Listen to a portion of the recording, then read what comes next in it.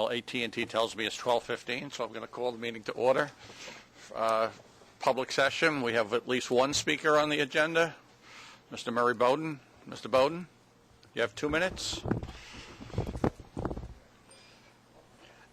Since last month's meeting here, I want you all to know that enormous progress was made on the Henry Hudson Bridge. I met with a couple of people, a couple of your senior engineers. They listened. They restriped. I have pictures of it.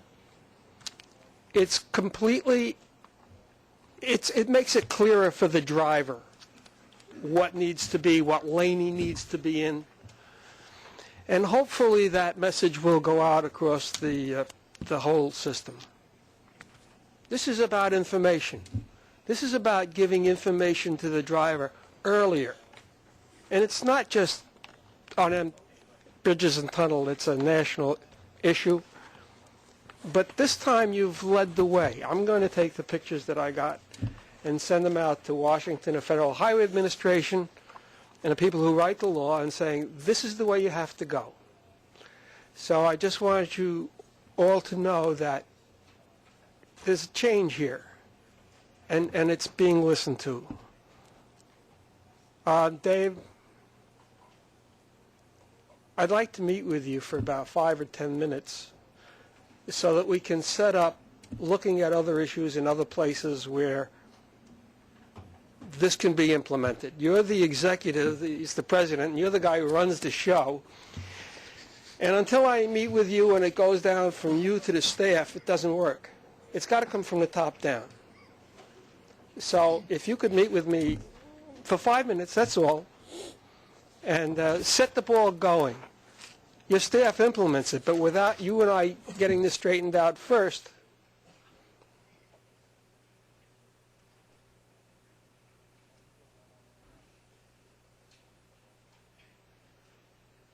obviously I don't have your attention. Thank you, Mr. Bowden. Okay, we have a full agenda today, so let's get right into it. We have minutes in the folder. Second. Discussion. All in favor? Opposed? Minutes are adopted. Any changes to the work plan? Yes, I'd like to advise the committee that there will be a change to the work plan, as we will be presenting a diversity report quarterly to this committee. Okay. The report on Operation Safety Report? Yes, good morning. The report begins on page 17 of your book. In January, there were 21,737 crossings, an increase of 1,328,000 crossings over the prior year. Weather seems to have played an important factor this month. Rain and snow fell over 10 days, which happens to be the same number as the prior January, but accumulations were considerably less this year versus last year. The average price per gallon of gasoline was $3.58, which is 31 cents per gallon higher than last year and 14 cents higher than December's average of $3.44. Easy Pass crossings for the month were up 9.5%. Cash paying crossings in January were down 4.8% versus January of 2011. Passenger vehicle travel was up 6.7%, and trucks increased by 4.5%. All vehicle. You can never find that gas at $3.58. Where do you get that number from? It's the average of the metropolitan area. It includes New Jersey and Connecticut and New York.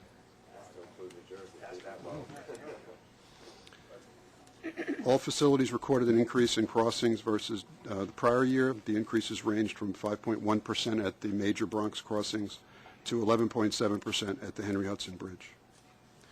Finally, the traffic for February preview was 21.2 million crossings, which is 1 million more than crossings in February of 2011.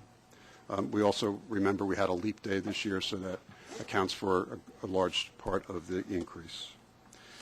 If you have no questions on the operations report, I'd like to pass it on to Andrew Petrovich to talk about safety. Good afternoon. On page 30 and 31 are 4 charts and 4 graphs showing the 5-year summary of customer collisions and injury collisions and employee accident reports and lost time injuries through January. Please note that the injury rate per million vehicles has remained steady at last year's level, and that for the employees, there are 9 less lost time injuries than last January. Unless there are any questions, that concludes my report.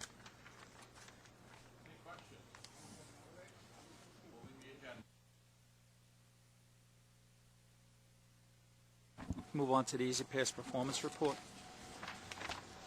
Thanks, Jim. The report starts on page 33. The market share for the month was 81.2%, which is more than 2 percentage points higher than the 79% for last January, and continues the trend of higher market shares we started seeing in 2011. More than 9,100 Easy Pass on the go accounts were opened in January, including more than 2,400 on-the-go accounts, 26% of the total. And the big news for the on-the-go program is the expansion of in-lane sales to the Throgs Neck, the Bronx Whitestone, and the RFK bridges. The results have been extremely positive since we began. Sales of the Throgs Neck and the Whitestone began March 5th. We've sold 3,230 at the Throgs Neck, 1,990 at the Whitestone in just this 3-week period. We began sales at the RFK a week ago today. In just a week, we've sold more than 1,000 tags at the Bronx Plaza, almost 800 at the Manhattan Plaza, and we began sales with the QMT this morning. And we should be completed with all our facilities, selling tags at all facilities by the middle of April. Sales are also continuing, of course, at the Henry Hudson, and the number sold since that program began last June is now more than 9,300. So it's been a huge success selling in the lanes. If there's no questions on the Easy Pass report, I'll move on to the financial report on page. Mark will complete now in less than 3 months to complete this cash sales sales of Easy Pass in the cash lanes on all 10 facilities in that period of time so effortlessly. Really, it's very well done. It's been very successful. Jim, I'm sorry. I, at this point, would like to continue our presentation from the last committee meeting. We had 1 page left on the cashless operations at the Henry Hudson, and primarily it's just for informational purposes. The design and development of the program, the pilot program, is ongoing. We'll continue the testing during the spring and summer of 2012, and our planned launch to go our second phase of the pilot program, which would be cashless. We hope to commence summer, fall of 2012. With what Don was saying, where we are trying to increase our market share for our customers to get the tags, which will help us move through the cashless pilot phase at the Hudson. And the success of that program is sort of hand in hand with the pilot in terms of having our customers engage in the Easy Pass process, the Easy Pass tag process. So if you have any questions, we'll take that on the program. I was wondering, who is it that's not using Easy Pass? Have we got a profile or? Yeah, at this point. Well, we've done market research, and it's generally folks that have a lower income than the regular Easy Pass customers, and they prefer the cash, just paying out cash on a regular basis rather than having their toll prepaid. And of course, we're taking steps to address that as well.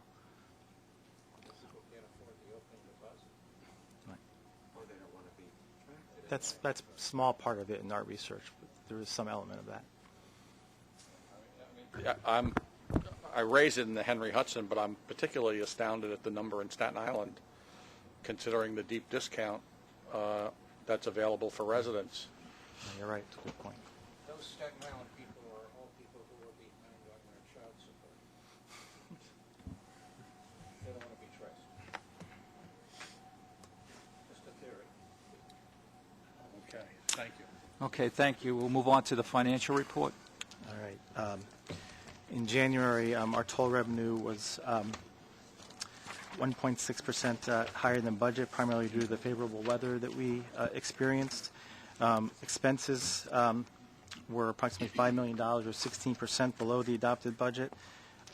Non-labor expenses were down about $3 million, 29%. The largest variances were due to timing in professional service contracts and maintenance and other operating expenses. Labor expenses were down about $2 million against the budget. Our total support to mass transit for January was $71.4 million, or 10.4%, 17%. $10.4 million is 17% better than budget. And I want to talk very briefly about overtime, and then I'm going to hand it over to Jim. I think those of you who've been on other committees, there's been short verbal presentations on agency's progress today on overtime. Just for January alone, our overtime is about $500,000 lower, 26% against the budget in January alone. But we're going to talk about the last year or two. Our actual overtime in 2011, we've been talking to you about, of course, on a monthly basis, but just to put it all in perspective, it came in at $18.8 million in 2011. That was about 5.2% lower than our final estimate, about 15% lower than our 2011 adopted budget. Our 2010 actual was approximately the same as our 2011 actual, about $18.8 million. But you need to look back to 2009, because as you recall, we introduced the budget reduction program in 2010, and that has helped us immeasurably to reduce overtime, a variety of things that Jim Fortunato will be talking about. But our 2009 actual overtime was $26.8 million. So that means in 2010 and then continuing in 2011, we were able to maintain the enormous reduction that we generated through the BRP, which we're very proud of. And when you look at the 2011 numbers, our overtime was almost 30% lower than what we actually expended in 2009. So it's been a great success, and Jim Fortunato is going to talk about some of the things we've done to reach those numbers.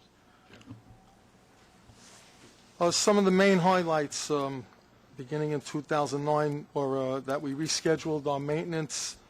The heavy construction groups were rescheduled so that we get more off-hours work out of them, and it reduced the overtime that was needed to respond to like what we call emergency requests. We expanded our directed patrols for the officers at all the facilities.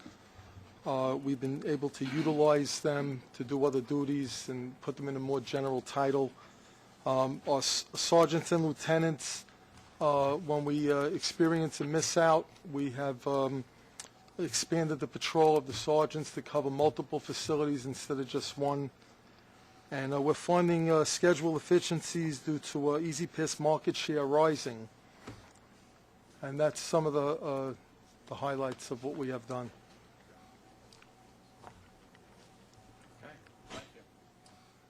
For information purposes, I'd like to pass it over to General Counsel Peg Terry for information to the committee to present on the Cross Bay Rebate Program.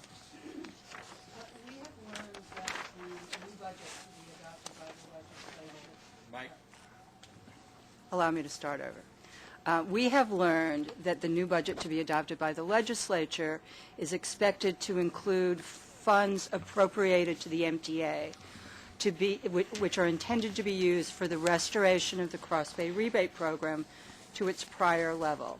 As you may remember, the board began using MTA funds to rebate tolls on the Cross Bay Bridge for participating residents of Broad Channel and the Rockaways in 1998, and later modified the program in 2010 to eliminate the rebate for tolls on the first two trips taken across the bridge within a calendar day. Only subsequent trips were then eligible for the rebate. In anticipation of the budget being adopted by the legislature this week, the board will be asked on Wednesday to authorize the MTA and us to take the steps necessary to restore the rebate program to its prior level. The restored program will not go into effect until the legislature appropriates the money to the MTA and the MTA transfers the money to us.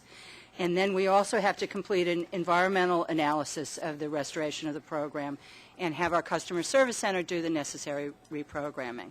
So you will receive a staff summary to that effect on Wednesday. If not, maybe Tuesday night. What's the dollar impact? It's the incremental change is about $3.9 million. We're spending about $600,000 now for the current rebate program, and the restoring the rebate to the first two trips will cost about $3.9 additional for a total of $4.5.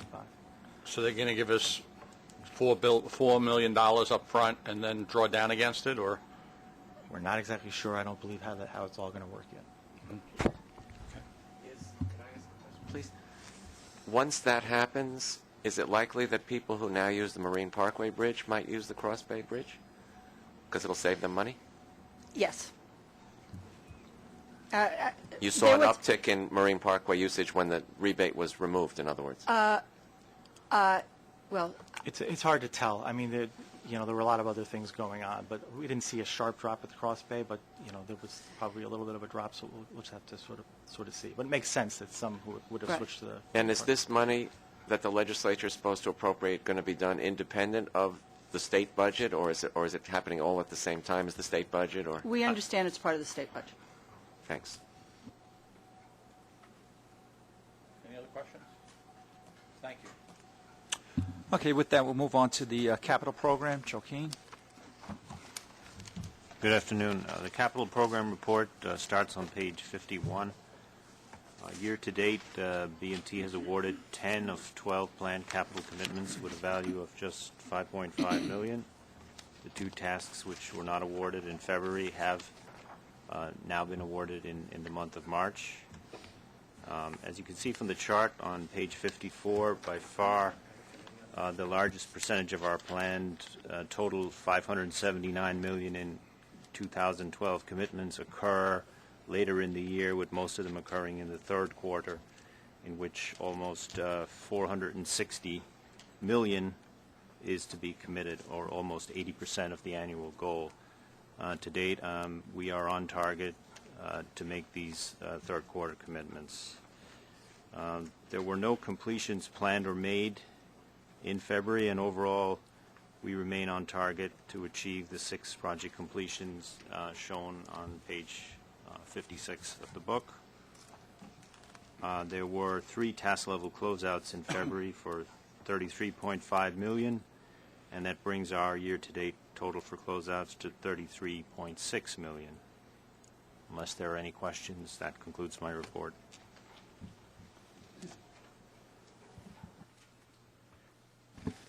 Tony Kessler, procurement, please. Thank you, Jim. Good afternoon. There were 2 procurements this month totaling about $1.65 million. There are no non-competitive procurements. The 2 procurements are competitive and are summarized as follows. On page 63, there is a request for an award of 2 3-year miscellaneous service contracts to Transpo Industries in the amount of $654,414 and Traffic Safety Service, LLC, in the amount of $113,490 to repair, maintain, and replace impact attenuators at various facilities. Please turn to page 64. The second item is a modification to a public work contract with the joint venture of El Sol Contracting and Construction Corp. And El Sol Limited Enterprises, Inc., in the net amount of $884,399 to upgrade the existing suspended span underdeck work platform to current OSHA standards. This effort will enable the contractor to access and perform required structural repairs under contract TN 85C, suspended span repairs at the Throgsneck Bridge. And this month there are no ratifications. Unless you have any questions, this concludes my report. All right. We got a motion to move the items. We have a second. Any discussion? All in favor? Opposed? Motion carries. And one last piece of business. At the last meeting, Commissioner Capelli asked us to review the recommendations made by Dr. Kenneth Poplar, the head of the Staten Island Children's Mental Health Society, about improving our suicide prevention efforts at the Verrazano Narrows Bridge. We have done that review. We are looking again at the program, beginning with a meeting with the New York State Bridge Authority tomorrow, where we will ask for their recommendations on how to improve the suicide prevention telephone signs and other aspects of our program at the Verrazano Bridge.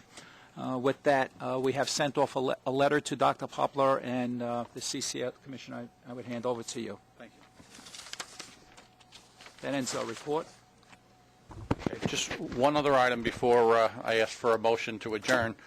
I've noticed in public media a discussion by Sam Schwartz involving a plan on tolling of East River bridges, which has many similarities with some things that I and some other members of the board have been calling for a number of years. Do we have a copy of Mr. Schwartz's proposal that we could take a look at? We have a copy we obtained online. Would you like us to provide it? Yes, if you could do that, and to other members of this committee for just their for their information. As far as I know, Mr. Schwartz has not reached out. As far as I know, Mr. Schwartz has not reached out either to the MTA or to MTA Bridges and Tunnels about his plan. But we did obtain a copy online. And should we send it directly to each member of the committee? Each member of the committee, so that we take a Will do. look at it and have an idea of what's being discussed publicly. Will do. Thank you. Yeah. I hate to say anything totally complimentary, but I think that this management team deserves enormous congratulations on what it has accomplished. You've reduced expenses, especially overtime. You've improved the bottom line. You have led innovations such as selling Easy Pass in the cash lanes. I know I'm going to lose my bet that you are going to have no more gate tolls before we have countdown clocks throughout the New York City subway system.